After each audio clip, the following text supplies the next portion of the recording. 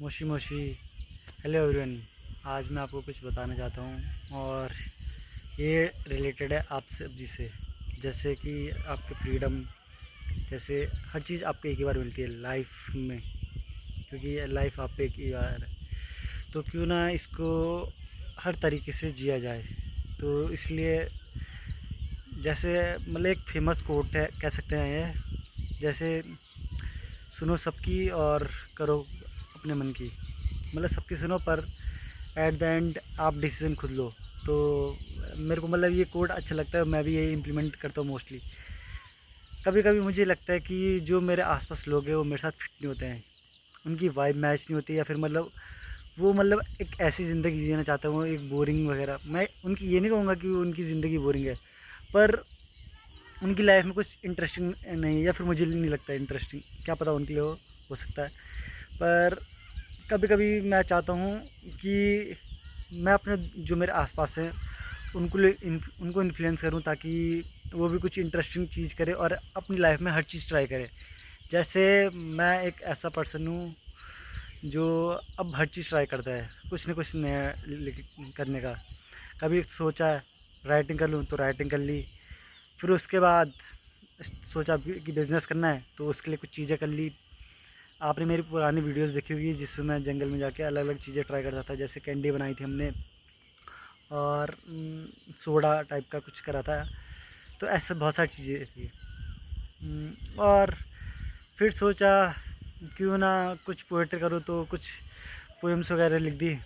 फिर सोचा कि कुछ स्टोरी लिखी तो कुछ स्टोरीज़ लिख दी, एक दो एनीमे मूवीज़ वगैरह लिख दी। पर वो मैंने अभी पोस्ट नहीं करी, क्योंकि मैं उसे एक प्रॉपर प्लेटफॉर्म में चाहता हूँ उसे पोस्ट करना। तो इसलिए आप अपनी लाइफ खुल के जियो, जो भी करना चाहते हो सब कुछ करो।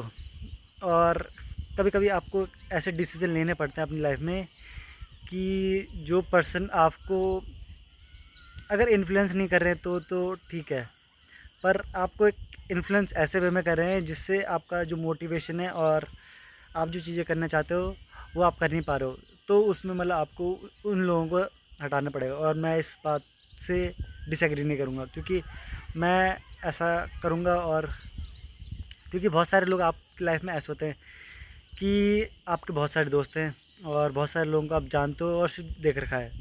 पर कभी कभी आपको ऐसे डिसीजन लेने पड़ते हैं जिसमें कुछ से आपको अपनी दोस्ती तोड़नी पड़ती है। एक उसका एक स्पेसिफिक रीज़न है, क्योंकि उसकी वजह से आप, मैं ये नहीं कहूँगा कि दोस्ती बुरी चीज़ है, पर एक टाइम आता है कि सिर्फ आप देते रहते हो, और फिर एट द एंड मोमेंट जब आपको नीड रहती है उस पर्सन की किसी भी में, तो एक बार हो गया, दो बार हो गया, और हर बार वो मना करता है। पर आप, वो जब कभी भी कुछ बोलता है तो आप तुरंत ही उसका काम कर देते हो। तो मैं उसके अगेंस्ट हूँ। तो मैं ये सोचता हूँ कि वो पर्सन आपके लिए बीमारी की तरह है, उसे अपनी लाइफ से हटा दो, या फिर उसकी तरफ ध्यान मत दो, इग्नोर करना स्टार्ट कर दो उस पर्सन को। क्योंकि एट द एंड मोमेंट में आप वही चीज़ रियलाइज़ करोगे कि आपने ये चीज़ नहीं कर पाए थे, आप ये करना चाहते थे ट्राई। बस अगर कोई नहीं है साथ में, खुद निकलो। क्योंकि मेरे साथ अगर कोई नहीं था तो मैं खुद निकल जाता था ट्राई करने के लिए।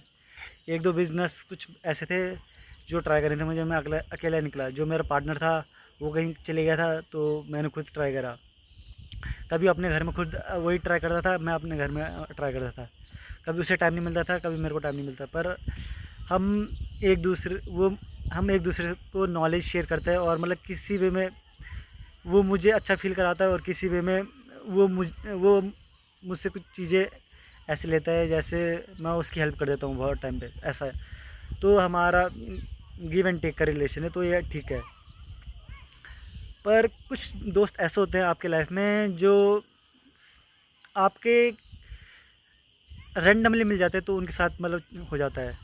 तो मेरा मोटिव ये था, मेन पॉइंट, कि अगर आपको एक असली ज़िंदगी जिसे आप बोलते हैं, तो उसके लिए आपको कभी कभी कट आउट करना पड़ता है लोगों से।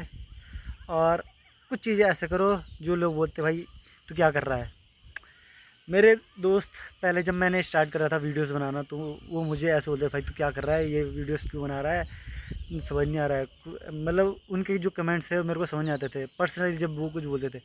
पर अब जो कुछ दोस्त हैं वो कुछ बोलते हैं तो मुझे मतलब लगता है, जब मैंने कुछ लिखा है तो मेरे दोस्त मुझे फीडबैक देते हैं, भाई मतलब तूने इमोशनल कर दिया और पुरानी मेमोरीज वगैरह ताज़ हो गई। तो मुझे मतलब अंदर से मतलब महसूस होता है कि भाई हाँ मैंने कुछ करा है। तो मेरा सिंपली ये था कि आप जो भी करो उसके बाद आप रिग्रेट मत करो, क्योंकि कुछ कुछ चीज़ें लाइफ में ऐसी होती है कि आप सोचते हो भाई कि इसका प्रैक्टिकल और मतलब थ्योरेटिकल नॉलेज दोनों अलग अलग रहता है। आप सोचते हो कि भाई आप पे ये चीज़ नहीं है तो आप ये उस काम को नहीं कर सकते, पर कभी कभी ऐसा हो जाता है कि आप प्रैक्टिकली वो पॉसिबल है पर थ्योरेटिकली पॉसिबल है, तो आप जस्ट डू इट, चाहे वो हो ना हो। क्योंकि मतलब एट द एंड आपको मतलब रिग्रेट नहीं करोगे कि आपने वो चीज़ ट्राई करी या नहीं करी। So that's all, bye bye, that's from Arya.